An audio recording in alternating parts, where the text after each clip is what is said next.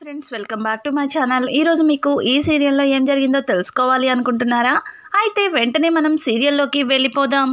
ఇంకా కావ్య రాజులు ఇద్దరు కూడా మాట్లాడుకుంటూ చిన్న ఘర్షణే పడుతుంటారు. ఇంతలో ఇక శృతి ఒక ఫోన్ కాల్ని లిఫ్ట్ చేస్తుంది. ఫోన్ లిఫ్ట్ చేసి వాళ్ళతో మాట్లాడిన తర్వాత, సార్ మనం పంపించిన డిజైన్స్ అన్నీ కూడా వాళ్ళకి చాలా బాగా నచ్చినాయంట, వెంటనే డీల్ ఓకే చేసుకోమన్నారు సార్ అని చెప్పడంతో కావ్య పక్క నుంచి, ఇందాక ఎవరో ఏ తలక మాసిన వాడికి కూడా ఈ డిజైన్స్ నచ్చవు అన్నారు, మరి అతను తలక మాసినవాడా లేకపోతే ఇంకేంటి అని చెప్పి కావ్య వెటకారంగా రాజ్తో మాట్లాడుతుంది. ఇది ఇలా ఉండగా ఇక కళ్యాణ్ అయితే ఆఫీస్లో తన కవితలతో స్టాఫ్ అందరికీ కూడా చుట్టూ కూర్చోపెట్టుకొని తన కవితల గురించి చెప్తూ ఉంటాడు. అలాగే కొత్త కవితల్ని రాస్తూ ఉంటాడు. ఇక్కడ రుద్రాణి అయితే అనామికని క్యారియర్ తీసుకొని ఆఫీస్కి వెళ్ళమని చెప్పడంతో ఇక అనామిక అయితే కళ్యాణ్ కోసం లంచ్ బాక్స్ రెడీ చేస్తుంది. కళ్యాణ్కే కాకుండా అక్కడ కావ్య అలాగే రాజులకి కూడా లంచ్ బాక్స్ని రెడీ చేస్తుంది. ఇది చూసిన ధాన్యలక్ష్మి అయితే, అనామిక ఎక్కడికి వెళ్తున్నావు, లంచ్ బాక్స్ రెడీ చేస్తున్నావు అని అడగడంతో, అది అత్తయ్య గారు, కళ్యాణ్ పాపం ఆఫీస్కి వెళ్ళి కష్టపడుతున్నాడు, తనకి బయట ఫుడ్ అంతగా నచ్చదు కదా అత్తయ్య, అందుకే నా చేతులతో నేనే స్వయంగా వంట చేసి కళ్యాణ్కి భోజనం తీసుకెళ్తున్నాను అని చెప్పడంతో వెంటనే ధాన్యలక్ష్మి అయితే, నా కోడలు బంగారం అని చెప్పి తన 2 చేతులతో ముద్దాడుతుంది.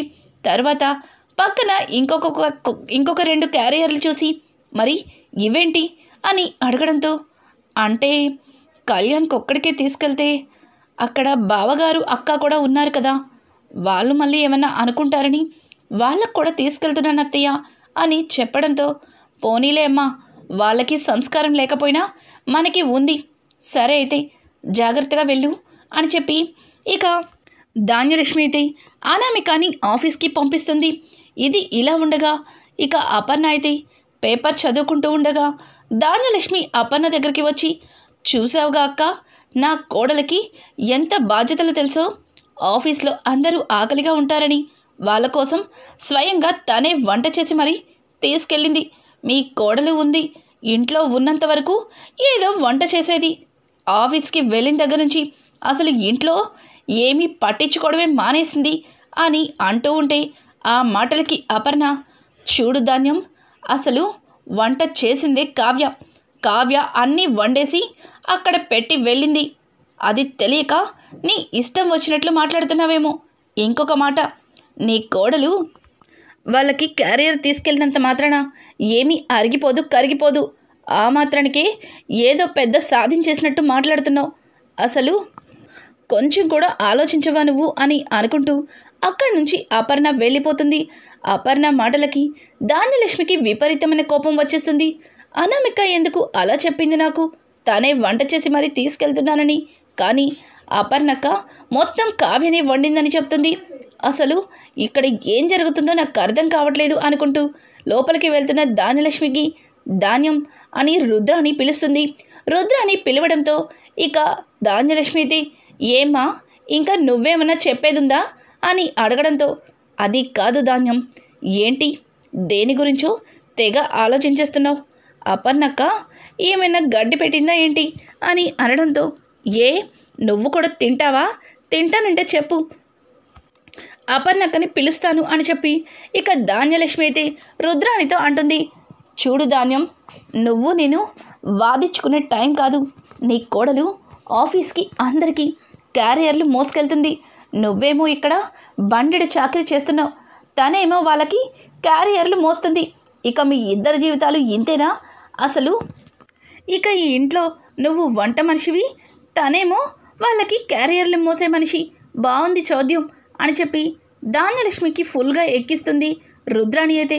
రుద్రాణి మాటలకి ధాన్యలక్ష్మి ఏమీ మాట్లాడకుండా, మరి ఏం చేయమంటావు రుద్రాణి, ఇంట్లో వంట చేయకపోతే ఏం తింటాం, పైగా అనామిక ఏమీ అందరికీ క్యారియర్లు తీసుకెళ్తుందంటే కళ్యాణ్ కోసం వెళ్తుంది, కళ్యాణ్కి ఒక్కడికి తీసుకెళ్తే బాగోదని అక్కడ ఉన్న వాళ్ళందరికీ తీసుకెళ్తుంది, ఇక నన్నంటావా, నేనేమీ వంట చేయలేదు, ఆ కావ్యే అన్నీ వండి పెట్టెళ్ళిందని అక్క చెప్పింది, నేను నువ్వనుకున్నట్టు వంట ఎప్పటికీ చేయను, నేనెందుకు ఇంటి వంట మనిషిని అవుతాను అని అనుకుంటూ అక్కడి నుంచి ధాన్యలక్ష్మి అనుకుని వెళ్ళిపోతుంది. ఇక ధాన్యలక్ష్మి మాటలకి రుద్రాణి అయితే ఈ ధాన్యలక్ష్మి ఒకసారి బాగానే మాట్లాడుతుంది, ఒక్కోసారి తింగర్ దానిలా మాట్లాడుతుంది. దీంతో ఏమీ వర్కౌట్ అవ్వదులే.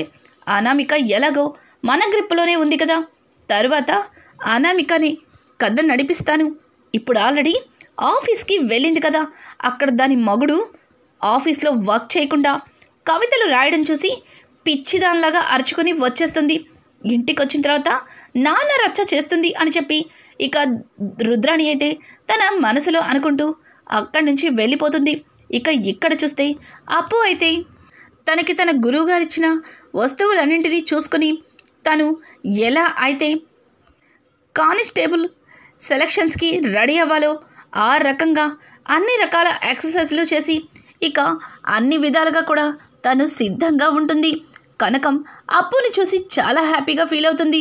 అప్పు, నిన్ను చూస్తుంటే నాకు చాలా సంతోషంగా ఉందే, నువ్వు కానిస్టేబుల్ అయిపోయినట్టుగా అనిపిస్తుంది అని అంటుంటే, ఎందుకు కనకం, నీ కూతురు యూనిఫామ్ వేసుకుని నీ కళ్ళ ముందు నుంచుంటుంది కదా, అప్పటికి కొంత సంతోషాన్ని దాచిపెట్టుకో అని ముగ్గురు మాట్లాడుకుంటూ ఉండగా ఇంతలో అక్కడికి ఇక కావ్య బావ వస్తాడు. కావ్య బావ రావడంతో వెంటనే కృష్ణమూర్తి అల్లుడు గారు అని దగ్గరికి వెళ్తాడు. మావయ్య, ఏంటి నా కోసమే మాట్లాడుకుంటున్నారా అని అడగడంతో, నీకోసమే మాట్లాడుకుంటున్నావు, నువ్వు మరి ఒలింపిక్స్లో కప్పును సాధించుకొస్తావని అని చెప్పి అప్పు వెటకారంగా మాట్లాడుతుంది. అప్పు, ఇంకా నీకు వెటకారం పోలేదే అని అనుకొని ఇక కనకాన్ని, అత్తయ్య ఒక మంచి కాఫీ ఇవ్వవా అని అడగడంతో ఇక కనకం లోపలికి వెళ్ళి ఒక కాఫీ తీసుకొచ్చి ఇస్తుంది. ఇంతలో కృష్ణమూర్తి, అల్లుడు గారు, అక్కడ ఎలా ఉంది కావ్య, అలాగే కావ్య భర్త, అందరూ బాగానే ఉన్నారుగా, నువ్వు వెళ్ళిన తర్వాత కావ్య భర్తలో ఏమైనా మార్పు వచ్చిందా అని అడగడంతో, మావయ్య, మీరు నాకు ఫోన్ చేసి చెప్పగానే అంతలాగా మీ మాటలు విని చాలా భయపడ్డాను. నిజంగానే కావ్య తన భర్త విడిపోతున్నారేమో అని చాలా బాధ అనిపించింది. కానీ ఇక్కడికి వచ్చిన తర్వాత పూర్తిగా అర్థమైంది. మావయ్య, మీకు తెలియని విషయం ఏంటో తెలుసా? కావ్య తన భర్త రాజ్ ఇద్దరూ ఒకరంటే ఒకరు ప్రాణానికి ప్రాణంగా ఇష్టపడుతున్నారు. కానీ వాళ్ళిద్దరి మధ్యలో ప్రేమని ఒకరికొకరు చెప్పుకోవట్లేదు. మన కావ్య చెప్పినా రాజ్ దాన్ని పట్టించుకోవట్లేదు. తను పట్టించుకోకపోవడానికి కారణమేంటో ఇప్పటికీ కూడా నాకు అర్థం కావట్లేదు. కానీ ఒక్క మాట, రాజ్కి మన కావ్య అంటే చాలా ఇష్టం, అపారమైన ప్రేమ ఉంది. కానీ ఆ ప్రేమని కావ్యకి చెప్పకుండా తన గుండెల్లోనే దాచిపెట్టుకుంటున్నాడు. పైగా తన నుంచి విడిపోవాలని ఎందుకు అలా మాట్లాడాడో ఇప్పటికొచ్చి నాకు అర్థం కావట్లా అని అనడంతో ఇక కనకమైతే, అది కాదల్లుడు, మరి నువ్వు వెళ్ళిన తర్వాత అల్లుడు గారు ఎలా రియాక్ట్ అయ్యారు అని అనడంతో, చూడత్తా, నేను అక్కడికి వెళ్ళిన తర్వాత రాజన్నయ్య విపరీతమైన కోపం చూపించాడు. పైగా కావ్యతో నేను మాట్లాడుతుంటే అస్సలు తట్టుకోలేకపోతున్నాడు. వాళ్ళిద్దరి మధ్యలో ఉన్న ప్రేమ అప్పుడే అర్థమైంది. పైగా ఈరోజు ఏం జరిగిందో తెలుసా అని చెప్పి ఇక రెస్టారెంట్లో జరిగిందంతా కూడా వాళ్ళిద్దరికీ చెప్తారు. అది విన్న కనకం కృష్ణమూర్తి చాలా సంతోషించి, అల్లుడు, ఇంతవరకు కూడా కావ్య అల్లుడు గారు ఎక్కడ విడిపోతారా అని చాలా భయపడ్డాను. కానీ నువ్వు ఈ మాట చెప్పిన తర్వాత నాకు చాలా ధైర్యంగా ఉంది. ఎప్పటికీ వాళ్ళిద్దరూ విడిపోరని, వాళ్ళిద్దరి మధ్యలో పడ్డ బ్రహ్మముడి ఏనాటికి వీడదని నీ మాటల్లో నాకు అర్థమైందని ఇక కృష్ణమూర్తి అయితే కావ్య బావతో చెప్పడంతో, సరే మావయ్య, సరే అత్తయ్య, నేను ఇక బయలుదేరుతాను. అన్నయ్య అలాగే కావ్య కూడా ఆఫీస్ నుంచి ఇంటికి వచ్చే టైం అయింది అని చెప్పి ఇక అక్కడి నుంచి కావ్య బావ ఇంటికి బయలుదేరతాడు. ఇక ఇక్కడ చూస్తే అనామిక అయితే క్యారియర్ తీసుకొని ఆఫీస్కి అయితే వస్తుంది. ఆఫీస్ మొత్తం చూస్తుంది, కానీ కళ్యాణ్ ఎక్కడా కూడా కనిపించడు. ఇక ఇంతలో అక్కడున్న శృతిని ఇక్కడ కళ్యాణ్ అని అడగడంతో, మేడం, మీరెవరు, కళ్యాణ్ సార్ని అడుగుతున్నారు అని చెప్పడంతో, నేను కళ్యాణ్కి వైఫ్ని. ఈ ఆఫీసు సెకండ్ చైర్మన్ వాళ్ళ వైఫ్ని అని చాలా ప్రెస్టేజీగా చెప్పుకుంటుంది అనామిక అయితే. అనామికని చూసిన శ్వేత శృతి అయితే కింద నుంచి పై వరకు చూస్తుంది. ఒక్కసారిగా అనామికకి ఏమీ అర్థం కాదు. ఏయ్, కళ్యాణ్ అడుగుతుంటే నన్నెందుకు అలా చూస్తున్నావు అని అనడంతో, మేడం నిజంగా మీరు దేవత మేడం అని చెప్పడంతో ఒక్కసారిగా అనామిక అయితే కాస్త హ్యాపీగా ఫీల్ అవుతుంది. తను పొగడతలకి ఇక అనామిక పూర్తిగా బుట్టలో పడిపోతుంది. ఏంటి నన్ను ఇంతలాగా పొగడేస్తున్నావు, ఇంతకీ కారణమేంటి అని అంటుంటే, కాదు మేడం, నిజంగా మీలాంటి ఆడది కళ్యాణ్ సార్కి భార్యగా రావడం మేం చేసుకున్న అదృష్టము, మీరు చేసుకున్న దురదృష్టము. ఎందుకంటే సార్ చెప్పే కవితలే కానీ, సార్ రాసే కవితలే కానీ వినాలన్నా రాయాలన్నా అది మీరే కదా మేడం. వాటిని చూసే అంట కదా మీరు పెళ్లి చేసుకున్నారు. మేడం, ఆ కవితల్ని ఆఫీస్కి తేవద్దని చెప్పండి మేడం. ఇంటి వరకే వాటిని పరిమితం చెయ్యండి మేడం. వాటిని రోజు విని విని కనీసం భోజనం కూడా తినలేకపోతున్నాం మేడం అని అనడంతో ఇక అనామికకి విపరీతమైన కోపం వచ్చేస్తుంది. ఏయ్, ఏం మాట్లాడుతున్నావు? అసలు నువ్వు కళ్యాణ్ గురించి ఇలా మాట్లాడుతున్నావేంటి అని అంటుంటే, సారీ మేడం, ఒక బాస్ గురించి ఇలా మాట్లాడకూడదు, కానీ మీరు బాస్ వాళ్ళ వైఫ్, అందుకే మీ దగ్గర మా బాధని చెప్పుకుంటున్నాను మేడం. ఆఫీస్లో వర్క్ చేస్తుంటే వర్క్ కూడా మాన్పించేసి సార్ క్యాబిన్లో అందరినీ చుట్టుముట్టి ఆయన రాసిన కవితల్ని వినిపిస్తారు. అలాగే ఆ కవితలు కొత్త కొత్తవన్నీ కూడా మా మీదే ప్రయోగం చేస్తున్నారు మేడం. ఈ ఆఫీస్లో కొంతకాలం వర్క్ చేయాలనుకుంటున్నాం మేడం. ప్లీజ్ మేడం, ఎలా అయినా సరే కళ్యాణ్ సార్కి మీరే చెప్పండి మేడం, ఆఫీస్కి కవితలు తీసుకురావద్దని అని చెప్పి ఇక ఆ అమ్మాయి అయితే అనామికకి చెప్తుంది. ఇక అనామిక అయితే విపరీతమైన కోపం తెచ్చుకుంటుంది. కళ్యాణ్ ఎక్కడ ఉన్నాడా అని వెళ్ళేసరికి కళ్యాణ్ ఒక టేబుల్ మీద కూర్చుని తన చుట్టూ స్టాఫ్ను పెట్టుకుని తను రాసిన కవితల్ని వాళ్ళందరికీ ఎక్స్ప్లెయిన్ చేస్తూ ఉంటాడు. ఇక అనామికకి విపరీతమైన కోపం వచ్చేస్తుంది. తన చేతిలో ఉన్న క్యారియర్ని అక్కడే వదిలేసి ఇక ఇంటికైతే వెళ్ళిపోతుంది. ఇంటికి వచ్చిన అనామిక కోసం ఎదురు చూస్తున్న రుద్రాణి అయితే అనామికని అలానే చూస్తుంది. కానీ అనామిక కోపం తట్టుకోలేక ఇక గదిలోకి వెళ్తుంది. గదిలోకి వెళ్ళిన అనామిక దగ్గరికి రుద్రాణి వెళ్ళి, అనామిక ఏమైంది? ఆఫీస్కి క్యారియర్ తీసుకుని వెళ్ళావు, కానీ ఉత్త చేతులతో వచ్చేసావు. అప్పుడే భోజనం పెట్టేశావా? ఏం జరిగింది? అంత కోపంగా ఉన్నావు. అక్కడ నిన్నెవరన్నా ఏమన్నా అన్నారా అని చెప్పి రుద్రాణి అయితే అనామికని అడుగుతుంది. అనామిక, అక్కడ నన్నెవరేమంటారు? అంత ధైర్యం ఎవరికైనా ఉందా? కానీ కళ్యాణ్ని అక్కడ ఉద్ధరించమని పంపిస్తే అక్కడ కళ్యాణ్ ఏం చేస్తున్నాడో తెలుసా ఆంటీ? తను ఇక్కడ చేయవలసిన పనులు అక్కడే చేస్తున్నాడు అని అంటూ ఉంటే, ఏం మాట్లాడతాం అనామిక? తను ఇక్కడ చేయవలసిన పనులు అక్కడ చేస్తున్నాడా అంటే తను అక్కడ కూడా కవితలే రాస్తున్నాడా అని అడగడంతో, అవునాంటీ, అవును, ఇక్కడ కూర్చుని ఆ కవితలు రాసుకుంటున్నాడనే కదా నేను ఆఫీస్కి పంపించి అక్కడ తన సొంత వర్క్ చేసుకోమని చెప్పాను. కానీ అక్కడికి వెళ్ళి అక్కడ కవితలు రాసుకుంటున్నాడు. ఇక నేను ఆయన్ని ఆఫీస్కి పంపించి ఏం ప్రయోజనం చెప్పండి అని అడగడంతో, పిచ్చిదానా, నాతో చెప్పి నీలో నువ్వు కుమిలిపోవడం కాదు, ఈ విషయాన్ని అందరిలో పెట్టు, మీ అత్తని నిలది. ఇదంతా కావాలని ఆ కావ్య చేస్తుంది. నీకింకా అర్థం కాలేదా? ఆఫీస్కి వచ్చిన వాడికి ఆ పని ఈ పని అంటూ వర్క్లో బిజీగా చేయకుండా అతన్ని ఖాళీగా వదిలేస్తున్నారు. అందుకే కళ్యాణ్ అక్కడ కవితలు రాసుకుంటున్నాడు. ఇంకా నీకు అర్థం కాలేదా? ఇదంతా ఆ కావ్య చేస్తున్న పనే. కావ్య కావాలని కళ్యాణ్ని ఖాళీగా ఉంచుతుంది. తనకి ఏ వర్క్ చెప్పకుండా కవితలు రాసుకోమని చెప్తుంది. నీకు ఇంకా అర్థం అవ్వట్లేదా? తను కళ్యాణ్ని ఒక అసమర్థుల్లాగా తయారు చేస్తుంది అని చెప్పడంతో ఇక అనామిక అయితే కోపంతో ఊగిపోతుంది. ఎప్పుడెప్పుడు ఆఫీస్ నుంచి కళ్యాణ్ అలాగే రాజ్ వాళ్ళు వస్తారా అని ఎదురు చూస్తూ ఉంటుంది. ఇంతలో కళ్యాణ్ రానే వస్తాడు. అలాగే రాజ్ కావ్యలు కూడా రానే వస్తారు. ఇక అనామిక అయితే కళ్యాణ్ ఆగు అని గట్టిగా అరుస్తుంది. అలా అరవడంతో ఒక్కసారిగా అందరూ కూడా అనామికని ఆశ్చర్యంగా చూస్తారు.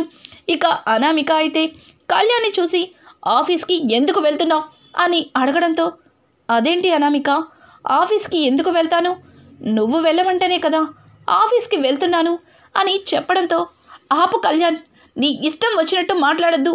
అసలు ఈ ఇంట్లో నాకు ఎటువంటి వాల్యూ లేదు. ఛీ, అసలు ఈ ఇంట్లో నాకు ఉండాలనిపించట్లేదు.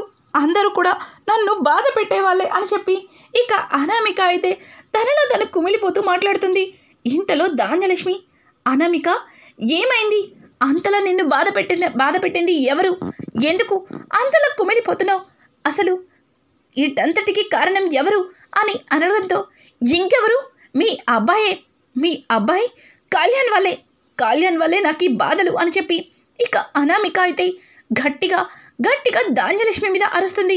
ధాన్యలక్ష్మి ఒక్కసారిగా ఆశ్చర్యంగా, అనామిక ఏం మాట్లాడుతున్నావు, కళ్యాణ్ నువ్వు చెప్తేనే కదా ఆఫీస్కి వెళ్తున్నాడు, మరి కళ్యాణ్ నిన్ను బాధ పెడుతున్నాడని చెప్తున్నావేంటి అని అడగడంతో పక్క నుంచి కళ్యాణ్ కూడా, ఏమైంది అనామిక, నువ్వు చెప్పడం పట్టించే కదా ఆఫీస్కి వెళ్తున్నాను, కానీ నువ్వెందుకు ఇలా మాట్లాడుతున్నావు, పైగా నిన్ను బాధ పెడుతున్నాను అంటున్నావు అని చెప్పడంతో, షటప్ కళ్యాణ్, ఇన్ని రోజులు కూడా నువ్వు ఇంట్లో కూర్చుని ఆ పిచ్చి గీతలు గీసుకుంటుంటే చూసి చెప్పలేక నాలో నేను కుమిలిపోయాను.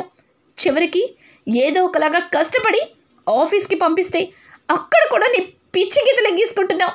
ఇక నువ్వు ఆఫీస్కి ఎందుకు వెళ్ళాలి, ఇలా ఎప్పటికీ అసమర్థుల్లానే ఉండిపోతావా అని అడగడంతో వెంటనే పక్క నుంచి కావ్య అయితే, అనామిక ఏం మాట్లాడుతున్నావు, నువ్వు కవి గారిని ఆ కవితలు చూసే ఇష్టపడ్డావు, ఆ కవితలు నచ్చే తనని పెళ్లి చేసుకున్నావు, ఇప్పుడు ఆ కవితలు నీ కంటికి పిచ్చి గీతల్లా కనిపిస్తున్నాయా, అసలు నువ్వేం మాట్లాడుతున్నావో నీకేమన్నా అర్థమవుతుందా అని అంటుంటే, ఆపుతావా, ఇదంతా నీ మూలానే, నువ్వే కావాలని నా భర్తని ఒక అసమర్థుల్లాగా తయారు చేస్తున్నావు, ఆఫీస్కి వచ్చిన వాడికి ఆఫీస్లో వర్క్ చేయనివ్వకుండా తనని ఒంటరిగా వదులుతున్నావు, కవితలు రాసుకోమని నువ్వే చెప్తున్నావు కదా, అసలు నేను అలాగే కళ్యాణ్ సంతోషంగా ఉండడం నీకు ఇష్టం లేదు, మా ఇద్దరి మధ్యలో ఏదో రకంగా గొడవలు పెట్టి మేమిద్దరం వేడిపోయేలా చేయాలని నువ్వే ప్లాన్ చేస్తున్నావు, నేను ఇంటి నుంచి వెళ్ళిపోతే అప్పుని కళ్యాణ్కి ఇచ్చి పెళ్లి చేయాలని కావాలని ఇదంతా చేస్తున్నావు, నాకు అర్థమయ్యింది, చూస్తుంటే ఇంకా అర్థం కావట్లేదా అని చెప్పి ఇక అనామిక అయితే నోటికి వచ్చినట్టు మాట్లాడుతుంది. అనామిక మాటలకి కళ్యాణ్కి విపరీతమైన కోపం వస్తుంది. అనామిక ఆపు అని అంటుంటే, ఎందుకు ఆపాలి, నేను చెప్పింది తప్ప, నా భర్తని ఒక రాజాలాగా చూసుకోవాలి అనుకున్నాను, తను అందరికంటే హై పొజిషన్లో ఉండాలి అనుకున్నాను, కానీ ఈ కావ్య కేవలం ఈ కావ్య వల్లే నా భర్త ఒక అసమర్థులాగా తయారయ్యాడు, తను ఈ ఇంటి పెద్దరికాన్ని, ఈ ఇంటి పెత్తనాన్ని తన చేతికి తీసుకుంది, ఆఫీస్లో తన భర్త అక్కడ రాజు, ఆయనైతే ఇక్కడ మహారాణి ఈవిడ, ఇందుకే కదా ఇంట్లో అందరినీ కూడా ఒక బానిసల్లాగా చేసేసి ఇలా అందరి మధ్యలో చులకన చేసి చూస్తుంది అని అంటూ ఉంటే, ఆ మాటలకి ఒక్కసారిగా రాజ్కి విపరీతమైన కోపం వస్తుంది. చూడు అనామిక, నువ్వు నాకు మరదలివి, నేను నీకు నచ్చ చెప్పడానికి మాత్రమే ప్రయత్నిస్తాను, నేను నీ మీద అజమాయిషి చెయ్యట్లేదు, నువ్వు అనుకున్నది తప్పు, కళ్యాణ్ తను కవితలు రాయడానికి, తన కవితలు దేశాలకి విజృంభించి తను అవార్డు సంపాదించడానికి ప్రయత్నిస్తున్నాడు, తనని ఎవ్వరు కూడా అసమర్థుణ్ణి చెయ్యట్లేదు, అనవసరంగా నువ్వు కావ్య మీద నిందలు వేస్తున్నావు అని అంటుంటే, లేదు నేను చెప్పేది నిజం, కావాలని ఈ కావ్య ఇలా చేస్తుంది, తనకి నాకు గొడవలు పెట్టి నన్ను కళ్యాణ్ని విడతీసి ఇంటి నుంచి నేను వెళ్ళిపోయేలా చెయ్యాలని ఈ కావ్య చూస్తుంది, నేను వెళ్ళిపోతే వాళ్ళ చెల్లి అప్పుకిచ్చి పెళ్లి చేయాలని చూస్తుంది అని గట్టిగా అరుస్తుంది. ఆ అరుపులు తట్టుకోలేక ఇక కళ్యాణ్కి చాలా కోపం వచ్చి అనామిక చెంప పగల కొడతాడు. షటప్ అనామిక, షటప్, ఇంతవరకు నేను ఊరుకుంటుంటే రెచ్చిపోతున్నావు. ఏం మాట్లాడుతున్నావు? మా వదిన మా వదిన మన ఇద్దరిని విడతీస్తుందా? మా వదినే కానీ లేకపోతే నీకు నాకు పెళ్ళే అయ్యేది కాదు. నీ మెడలో నేను తాళి కట్టేవాణ్ణే కాదు అని అంటుంటే, ఓ నిన్ను ఈ రకంగా నమ్మించిందా? అందుకేనా మీ వదిన చుట్టూ తోకలాగా తిరుగుతున్నావు అని అంటూ ఉంటే, చూడు అనామిక, ఇంకొక్కసారి మా వదిన్ని తప్పుగా మాట్లాడావంటే ఊరుకునేదే లేదు. అసలు నీకు నాకు జాతకాలు కుదరక పెళ్ళే వద్దని పంతులు గారు చెప్పారు. కానీ పూజ మూలాన మనిద్దరి జాతకాలు బాగున్నాయని మా వదిన ఇంట్లో అందరినీ నమ్మించింది. చెట్టు ఒడిలిపోయిన తర్వాత కూడా మరొక చెట్టుని పెట్టి మన ప్రేమ నిజమని నిరూపించింది. మన ఇద్దరి పెళ్లి కోసం వదిన ఎంతో కష్టపడింది. అట్లాంటి వదిన మన ఇద్దరిని ఎందుకు విడదీస్తుంది? నువ్వు అనవసరంగా వదిన్ని అపార్థం చేసుకుంటున్నావు అని అనడంతో, చూడు కళ్యాణ్, నువ్వెన్ని చెప్పినా సరే నేను అస్సలు వినను. ఆఫీస్కి వెళ్ళి వర్క్ చేయకుండా ఒక్కడు కూడా ఈ ఈ పిచ్చి గీతలు గీసుకుని ఎందుకు నన్ను బాధ పెడుతున్నావు అని చెప్పి ఇక అనామిక అయితే కళ్యాణ్ని అడుగుతుంది. కళ్యాణ్ తట్టుకోలేక ఆపుతావా అని గట్టిగా తన చేతిలో ఉన్న బ్రీడ్ కేస్ని కిందకేసి కొడతాడు. అసలు ఇందాక నుంచి చూస్తున్నాను, నా కవితల్ని పిచ్చి గీతలు అంటున్నావు. ఒకప్పుడు అదే కవితల్ని చూసి ప్రేమించానని నా చుట్టూ తిరిగావు. ఇప్పుడు అవే కవితలు నీకు పిచ్చి గీతల్లా కనిపిస్తున్నాయి. అసలు నువ్వు నన్ను చూసి పెళ్లి చేసుకున్నావా, లేకపోతే నా వెనుక ఉన్న ఈ ఆస్తిని చూసి పెళ్లి చేసుకున్నావా? నాకు ఏమీ అర్థం కావట్లేదు. నీ మాటలే చాలా విచిత్రంగా ఉన్నాయి అని చెప్పి అనామికని కళ్యాణ్ అయితే చాలా గట్టిగా అరుస్తాడు. ఇక ఈ గొడవ మరింత పెద్దదయ్యి ఎక్కడి దాకా దారితీస్తుంది? అలాగే ఇక్కడితో అనామిక బండారం బయటపడుతుందా? అలాగే కావ్యని అన్నేసి మాటలన్న అనామికకి రాజ్ ఏం సమాధానం ఇస్తాడు? రానున్న ఎపిసోడ్స్ అయితే మరింత ఇంట్రెస్టింగ్గా మారబోతున్నాయి. ఈ వీడియో మీకు నచ్చినట్టయితే లైక్ చేసి సబ్స్క్రైబ్ చేసుకోవడం మాత్రం మర్చిపోకండి. Thanks for watching. Hi friends, welcome back to my channel. ఈరోజు మీకు ఈ సీరియల్లో ఏం జరిగిందో తెలుసుకోవాలి అనుకుంటున్నారా? అయితే